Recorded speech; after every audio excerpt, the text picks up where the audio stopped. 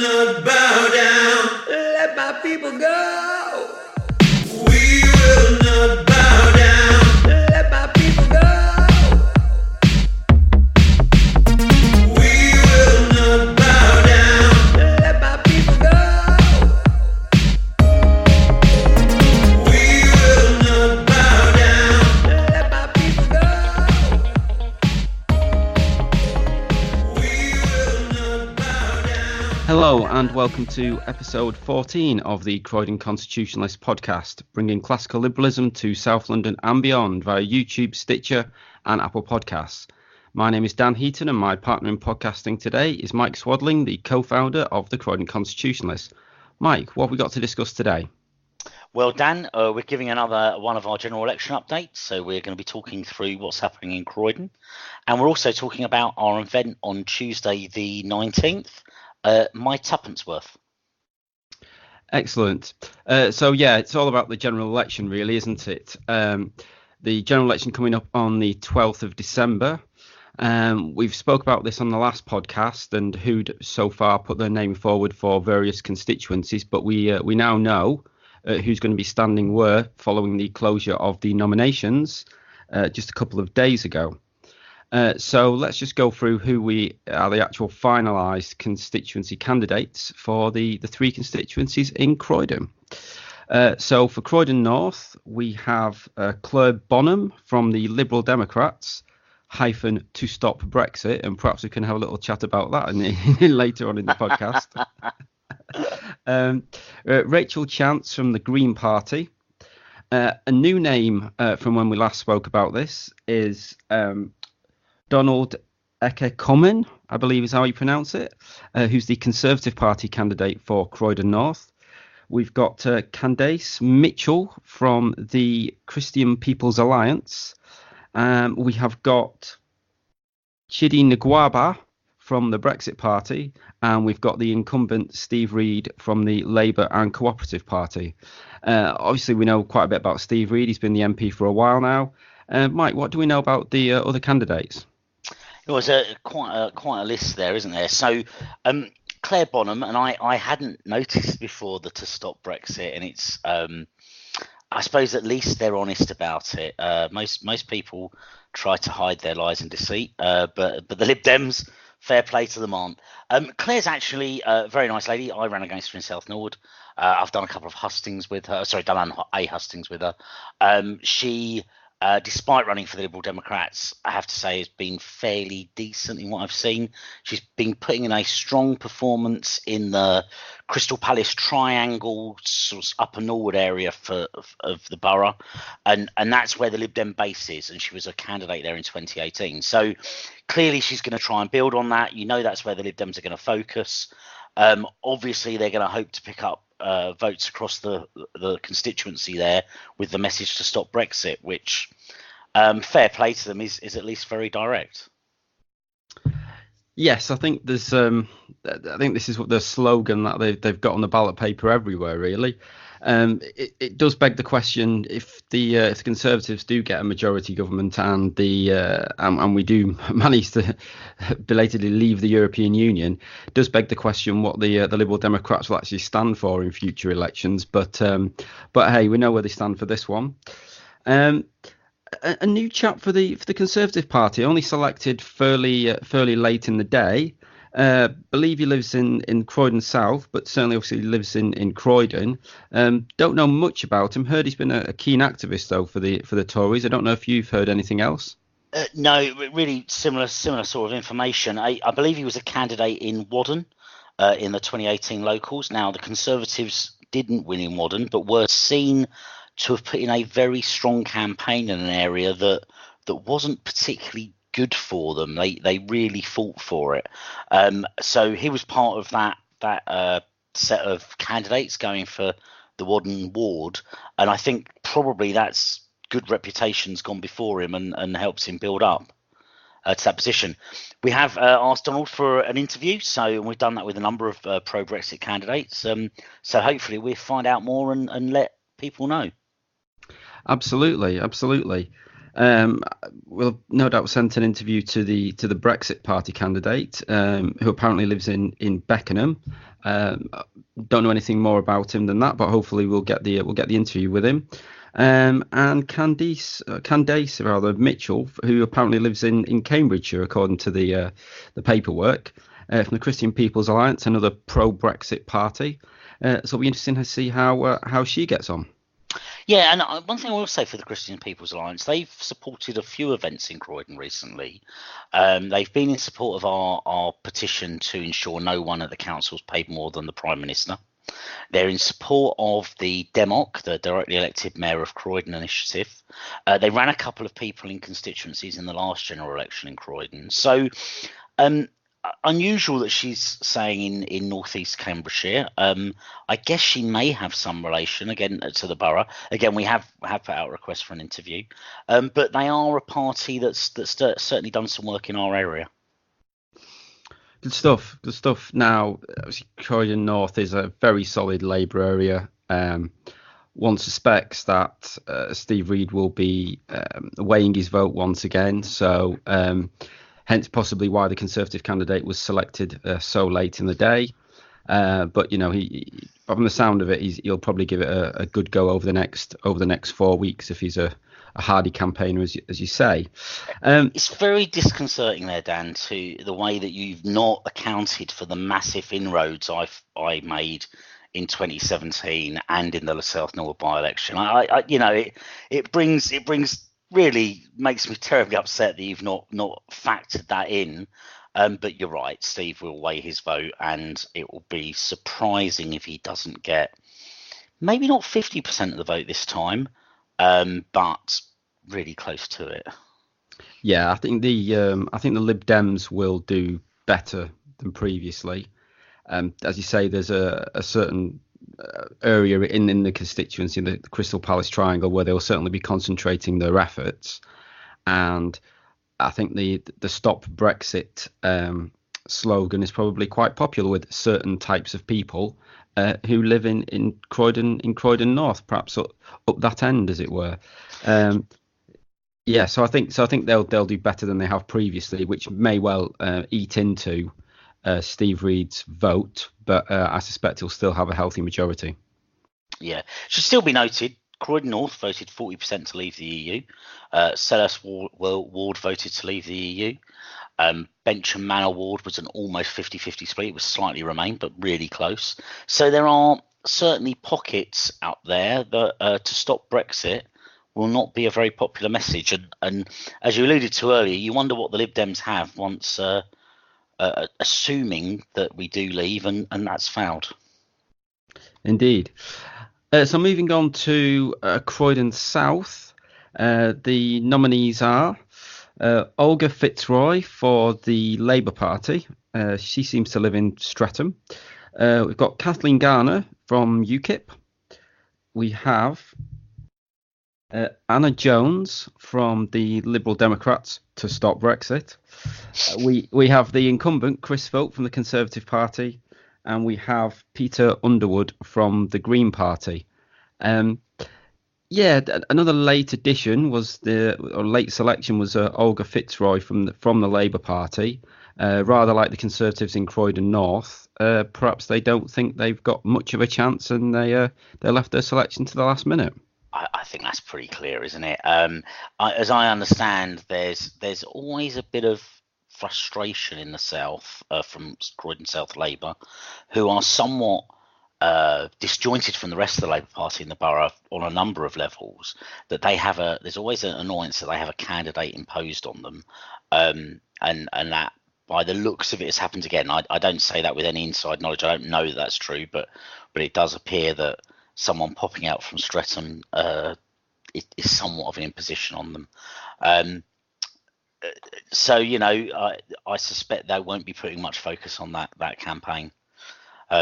Just looking down the list there, I had the misfortune of dealing with Peter Underwood before. He is local. I'm sure he will get the traditional Green no vote out. And it looks like a straight fight between Chris Philp and someone we know well, Kathleen Garner.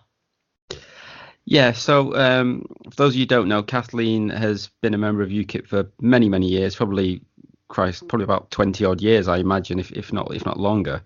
A real stalwart of the Brexit campaign, even before the term Brexit had been coined. So obviously UKIP have not had the best of times, well, since the referendum, but certainly in the last 12 to 18 months, they are on to another interim leader, I believe. After the most recently elected leader lasted 5 minutes following arguments with the National Executive Committee. Nonetheless, Kathleen has put herself forward again, and no doubt she'll be putting up a good fight. Certainly, a solid candidate, but I can't see her doing very well. Unfortunately, I think this is going to be the Conservative Party. I think the Lib Dems will do well in some Yep. parts of Croydon South. I think they'll eat into what Labour support there might have been, because Labour did quite well last time. But I They think did. that factor will be diminished now, and Liberal Democrats will do much better than they did. But I think the Conservative Party incumbent Member of Parliament, Chris Philp, has probably got a very, very good shot at getting this seat once again. And of course, this is a seat where there was a Brexit Party candidate named, and we'll explain what's happened with that. But he was withdrawn almost the last minute when Nigel Farage decided to withdraw all candidates from currently held Conservative seats just a few days before nominations closed. So there are the pro-Brexit candidates are Chris Philp for the Conservative Party and Kathleen Garner for UKIP, but no Brexit Party candidate. Mike, what do you think about that decision from Mr. Farage?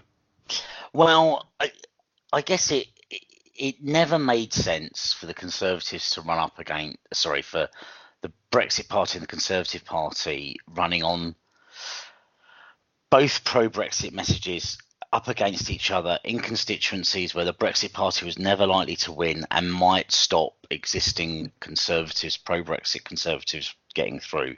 Chris campaigned for Remain. He has voted for the May deal. He has, however, slightly drawn back on that, and I think he's a Conservative loyalist, but he's a slightly more pro-Brexit loyalist than perhaps some of the others. There wasn't a lot of benefit in running a Brexit candidate against him, and I understand why they, why people might feel differently and why they might want to vote for Kathleen. I think that the Conservatives were a lot to pay for the last 3 years of inactivity or failed activity. But the Brexit Party really risked a wrath from their own side if they hadn't done something, and I think Nigel made a point of at least doing what he could.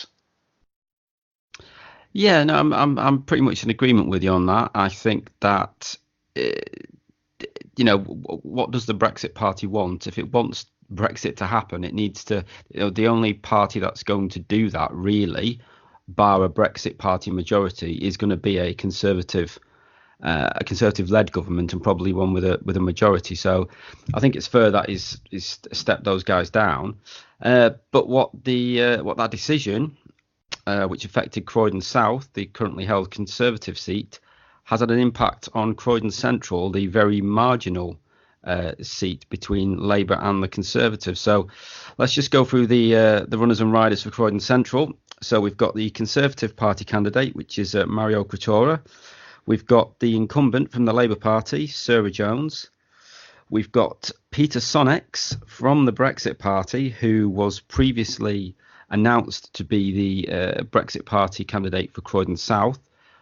Obviously withdrawn by Nigel Farage, and then was put forward for Croydon Central just a couple of days later. We've got Simon Spragg from the Liberal Democrats to stop Brexit, and we've got Esther Sutton from the Green Party. This is going to be a straight fight, really, I think, between the Labour Party and the Conservative Party, and we discussed this last time, and perhaps the effect that the Liberal Democrats might have in the constituency from what we saw in the Fairfield by-election result. But Mike, Mr. Sonnex is standing for the Brexit Party. Absolutely. Now we interviewed Peter. I've met him a couple of times. He's sort of supported some of the stuff we've done, and um, interesting backstory, interesting chap. I think he's tried hard in Croydon South, but I think it's a real pity the Brexit Party have chosen to move him here. And what I would say for everyone listening to this is an important thing to understand about the Brexit Party is a central command and control structure. Candidates are moved around almost like pawns on the chessboard, unlike in the other parties predominantly where local areas have much more choice over their candidates. And I spoke a moment ago about a candidate being imposed on Croydon South Labour. Now, imposed is kind of they are, but Croydon South Labour will get involved in it. I don't think you'll find someone so easily imposed on the other Labour parties in Croydon because they're much stronger outfits. The Brexit Party, there is no local party. Peter was dropped in here. I think it's a great pity that the Brexit Party have chosen to do that. This is a straight fight between the Conservatives and Labour. It's a marginal constituency. If anyone knows the area, there are pockets of very Labour and pockets of very Conservative, but there's an awful lot of middle of the road areas, and it feels like an area that you would plan to run a middle of the road candidate, and you'd want to push middle of the road policies, because that's what's going to win you Addiscombe, and bits of Shirley and bits of Forest Down, Addington Village, where this is going to be decided. So it all comes down to, I think, really how well the Lib Dems do. I don't know what you think, Dan. Yeah, I think I think that the vote's going to be crucial. I think it's going to go up from where it has been for decades, basically. But on the one hand, I think the Liberal Democrats, I think they will take votes from the Conservatives, but I think they'll take more from the Labour Party. The issue, therefore, is then, will the Brexit Party, how many votes are they going to take? Because they're not going to win. Let's be clear about this. They're not going to win this constituency. The issue is how many votes does the candidate get, and from whom do they take them? If they take them from the Conservatives disproportionately, then Labour could get in off the back of that, notwithstanding the loss of support that they have to the Lib Dems. So it'll be interesting to see where they get their support from, and what sort of level of support they're going to get. Would you care to put a figure on that, Mike? Do you know, I'd struggle to, and I don't think we've seen their national level settle down yet in the polls, and until we see that, we won't really know what they're doing here. It strikes me, and we've had some experience of this when we ran for UKIP in the area in various guises, that it's not just the Conservatives the Brexit Party is going to take some votes from. There are lots of areas in the Fieldway part of New Addington particularly, and I think a sprinkling of people in sort of South Norwood Woodside who and some of the estates along Long Lane who are not going to vote Conservative but would quite often vote Labour, even with the Labour Party's ridiculous Brexit position, but might vote for the Brexit Party. So there is a chance that the Peter Sonics and the Brexit Party there will actually hurt Sarah, perhaps not as much, but quite significantly alongside hurting the Conservative vote. Hurt Sarah's vote. So, you know, and of course some people will want to vote for something different, and the Brexit Party do represent that. But I figure it won't be great. My sense is they could be squeezed, and there's going to be a huge amount of effort put in by the Conservatives and Labour into this constituency. So it's going to be hard to see how any of the other parties get the chance to make much noise on a local level. How that pans out in votes, time will tell. Yeah, I think that's right. I mean, if the Brexit Party had a candidate in situ for some time, then maybe they could have got something rolling locally. They could have sussed out the area. They could have looked at the areas they might want to campaign in specifically to try to get that vote up.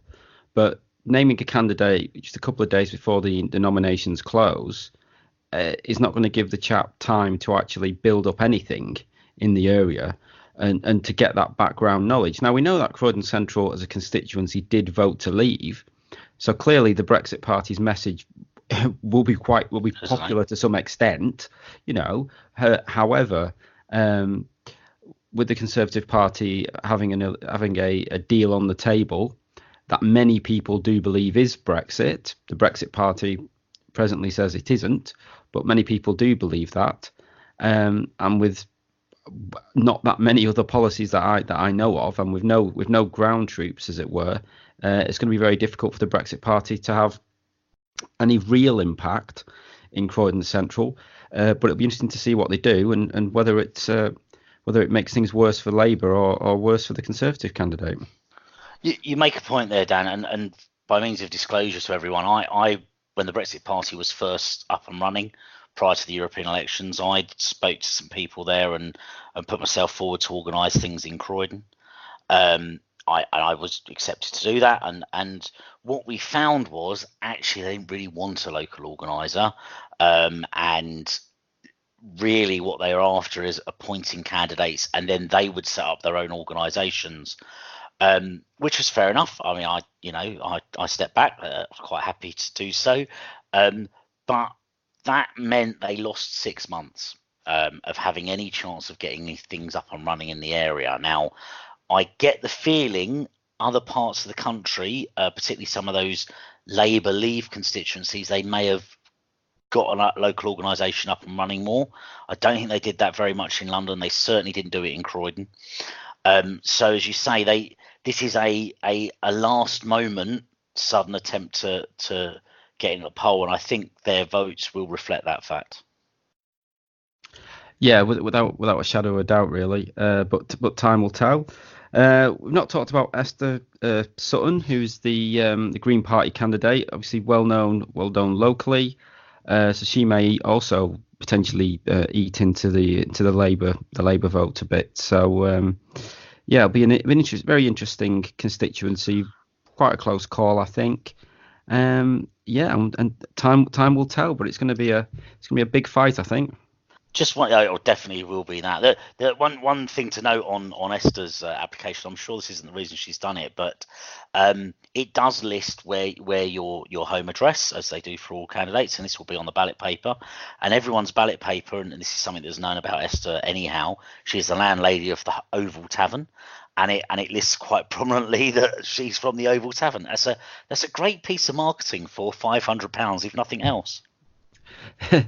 Well, yeah, of course, the Oval Tavern, as we know, has had some taxpayers' money in recent years as well. Publicly funded marketing, one might say. Can possibly comment. No, indeed. I'm sure there's no paper trail between that. I don't mean that at all. No.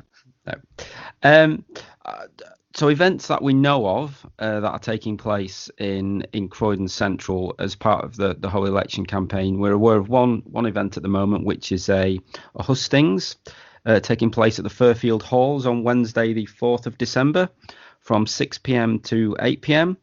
The event is organised by the Croydon Bid, and it's in partnership with the Croydon Advertiser.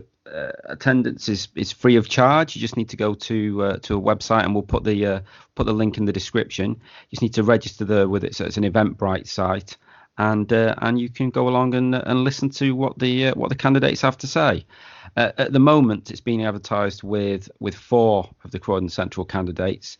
I suspect that might be because they had already put their hands up previously, and before Peter Sonnex put his nomination papers in. So it may well be that he's also going to be invited along to that, but we'll have to see. But certainly that could be an interesting night at the Fairfield Halls on Wednesday, the 4th of December. What we'll be doing from the Croydon Constitutionalist perspective is we'll be keeping everybody updated on any events such as that are coming along, and Mike, you mentioned we've sent out interviews to various pro-Brexit candidates that are now nominated, who we haven't already spoken to, and we'll be looking to get those interviews back in and to put those out on our website and our social media, so that everybody has access to them and can make informed choices on the 12th of December. No, absolutely. We've already put interviews up for Mario and Peter, as mentioned. So check those out if you haven't had the opportunity already. Just in terms of hustings, whilst we've not heard of any others, from past experience, there is normally something in South Croydon. There is normally something at St John's Church in Upper Norwood. So if you're keen to get along to one, possibly have a look at those Google those things, and hopefully you'll see something pop up. Absolutely.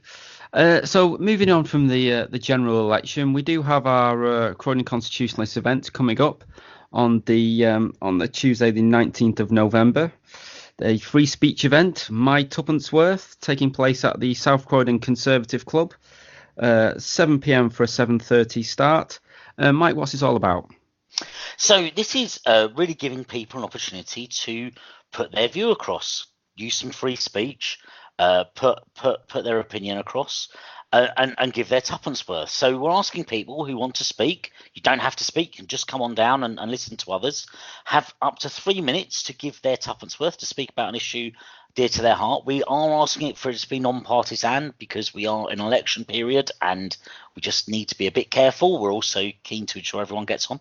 Come on down, give your opinion. We'll have a short Q&A for each person as well, so a chance for people to ask questions on what you say. We'll have some drinks and just hopefully a good evening all told. So if you're interested in coming along, as Dan's mentioned, it's at the South Croydon Conservative Club. It's 7 p.m. for a 7:30 start on the speeches on Tuesday evening, and we hope to see lots of you there. Yeah, really looking forward to it. It's going to be a very interesting evening. And finally, in this podcast, just like to say a special thank you to Tim Deuce, who is our musical maestro, who you'll have noticed we've got some snazzy new intro and outro music. Very, very grateful to Tim for actually giving us that music. He's a local musician and staunch Brexiteer, and I'll put a link in the description of where you can access more of the music that he's produced. Mike, are you pleased with what we've done with the music? It's fantastic. It just adds an extra element to it. Gives us a bit of a bit of professionalism. Shocking thought that might be, but yeah, no, it's fantastic. Thanks so much to Tim for that. And it just brings the rest of it together. If you're interested in of course in being in any of our podcasts, you got things you think you want to say, things that you think will come up, then let us know, and we'll see if we can get you to take part. Absolutely, the more the merrier. And if you want to get in contact with us about our intro music, anything we've discussed today, or anything else, please do. You can access us via the Twitter at Croydon Const, via our Facebook page, via our website at croydonconstitutionalists.uk, or via email croydonconstitutionalists@gmail.com. We'll be having some more podcasts in the coming weeks where we'll be updating you about events that are taking place and the various updates that are occurring as part of the election campaign, yes, nationally, but also very much locally here in Croydon. We've got our free speech event on Tuesday the 19th of November, so do please come along to that, and do please get in touch. So until next time, it's goodbye from me. And goodbye from me. Goodbye.